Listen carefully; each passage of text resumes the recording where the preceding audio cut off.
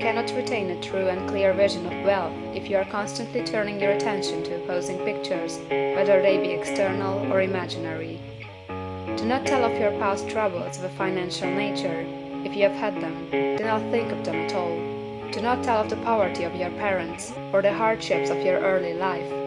To do any of these things is to mentally class yourself with the poor for the time being, and it will certainly check the movement of things in your direction. Let the dead bury their dead, as Jesus said. Put poverty and all things that pertain to poverty completely behind you.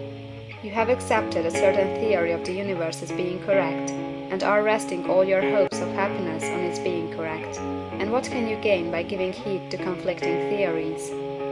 Do not read religious books which tell you that the world is soon coming to an end. And do not read the writing of macrackers and pessimistic philosophers who tell you that it is going to the devil. The world is not going to the devil, it is going to God. It is wonderful becoming.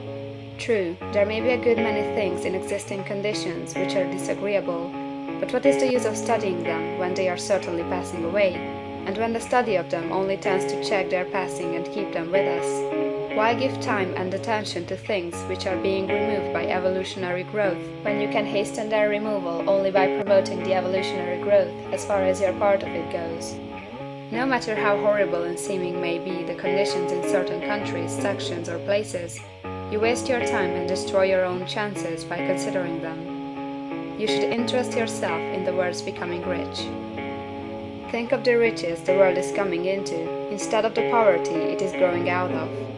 And bear in mind that the only way in which you can assist the world in growing rich is by growing rich yourself through the creative method, not the competitive one. Give your attention wholly to the riches. Ignore poverty. Whenever you think or speak of those who are poor, think and speak of them as those who are becoming rich, as those who are to be congratulated rather than pitied. Then they and others will catch the inspiration and begin to search for the way out. Because I say that you are to give your whole time and mind and thought to riches, it does not follow that you are to be sordid or mean. To become really rich is the noblest aim you can have in life, for it includes everything else. On the competitive plane, the struggle to get rich is a godless scramble for power over other men. But when we come into the creative mind, all this is changed. All that is possible in the way of greatness and soul unfoldment, of service and lofty endeavor, comes by way of getting rich. All is made possible by the use of things. If you lack for physical health, you will find that the attainment of it is conditional on your getting rich.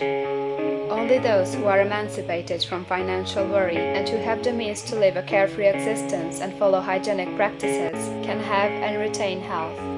Moral and spiritual greatness is possible only to those who are above the competitive battle of existence, and only those who are becoming rich on the plane of creative thought are free from the degrading influences of competition. If your heart is set on domestic happiness, remember that love flourishes best where there is refinement, a high level of thought, and freedom from corrupting influences, and these are to be found only where riches are attained by the exercise of creative thought, without strife or rivalry. You can aim at nothing so great or noble, I repeat, as to become rich, and you must fix your attention upon your mental picture of riches, to the exclusion of all that may tend to dim or obscure the vision. You must learn to see the underlying truth in all things. You must see beneath all seemingly wrong conditions the great one life ever moving forward toward fuller expression and more complete happiness. It is the truth that there is no such thing as poverty, that there is only wealth. Some people remain in poverty because they are ignorant of the fact that there is wealth for them, and these can be best taught by showing them the way of affluence in your own person and practice.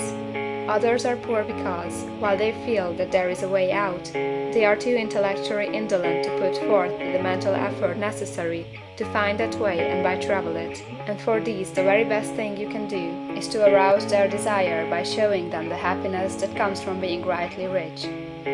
Others still are poor because, while they have some notion of science, they have become so swamped and lost in the maze of metaphysical and occult theories that they do not know which road to take.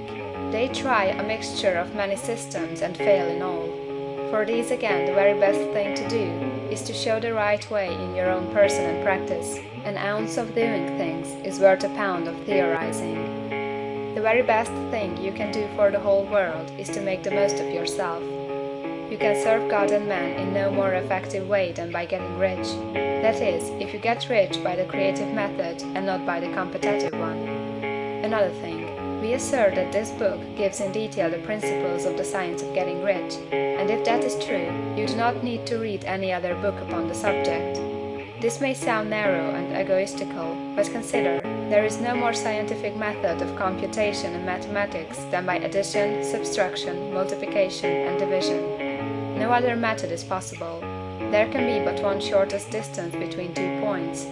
There is only one way to think scientifically, and that is to think in the way that leads to the most direct and simple route to the goal.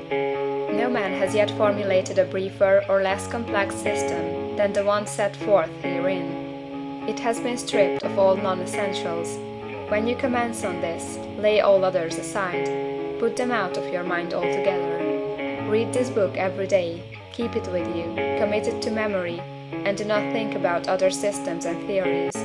If you do, you will begin to have doubts, and to be uncertain and wavering in your thought, and then you will begin to make failures.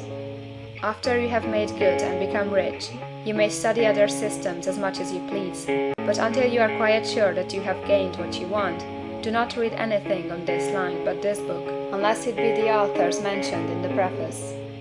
And read only the most optimistic comments on the world's news, those in harmony with your picture. Also, postpone your investigations into the occult.